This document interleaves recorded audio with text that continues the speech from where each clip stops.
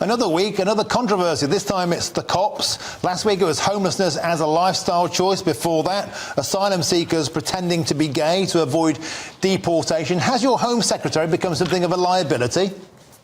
I think our Home Secretary is saying what a lot of GBNews listeners are actually thinking, to be honest with you.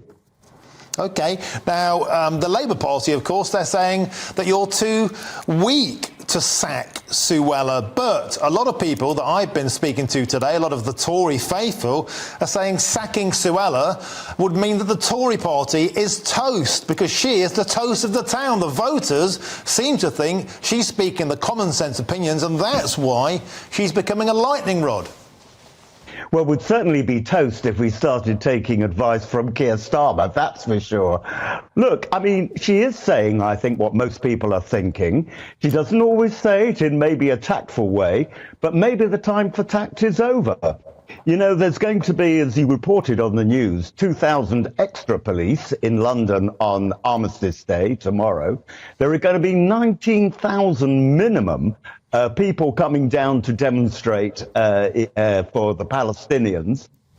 Yes, they've created exclusion zones. Will they keep to it? You know, in previous occasions, you've had the Metropolitan Police actually banning marches. They did it a year or so back with a march that was going to take place in Golders Green. They did it about 10 years ago with the English Defence League. Why they didn't say, look, on Armistice Day of all days, that is not the time to have a march, I do not know. I do think the Metropolitan Police are beginning to lose the plot, not only just on this, but also on matters like, you know, Stop Oil, where it seems almost as if the Met police officers don't know what to do, whether to actually protect the people stopping traffic against irate drivers. You know, it's a nonsense. It's a bit like, you know, London has become a free zone. And so, Michael, could I make you aware of a shocking revelation made to us on GB News in this show by Colonel Richard Kemp, who has let us know that several regiments have been warned not to wear their medals, their regalia or their insignia on the way to remembrance events this weekend for fear of safety. Can I ask you, what does that say to you about what our country has become? Well, it's shocking, isn't it? And, you know, I was noticing the other day that far fewer people this year are wearing their poppy. I'm wearing my, where is it? I'm wearing my poppy with pride. But the point is that a number of poppy sellers are saying we don't want to be intimidated by these people who are supporting Palestine and want to see the destruction of the state of Israel. And other people are saying they're just too scared and nervous in London to walk around with a poppy.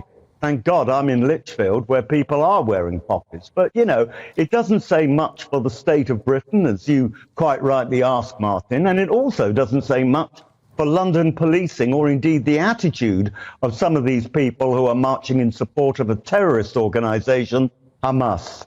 And so, Michael, that knits these two themes together. Suella Braverman was saying the policing is two-tiered, and certainly, so Michael, we have seen people, protesters, calling for jihad on British streets, and that didn't seem to warrant an arrest, as well as the beefing up of policing tomorrow. Alluding to what Suella Braverman was saying, would you like to see an equivalent robust response to those kind of things on British streets so that we can stop this rot in its tracks?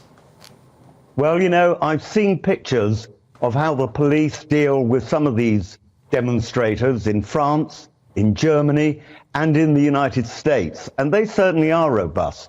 Now, there will be some who say, OK, France isn't a democratic country, Germany isn't a democratic country, nor is the United States. I would actually argue with, in fact, they are a democratic country, and the police are doing what the majority of people want them to do, namely, uphold the law. You can't have a situation where a minority of the country can parade in the street and intimidate others. And that's what they seem to be doing. And the news you just gave regarding Colonel Richard Kemp and reporting that people are not to wear their medals, not to wear their poppies in case they're attacked, is absolutely shocking and demonstrates, you know, exactly what some of these people, not all of them, but what some of these demonstrators are like.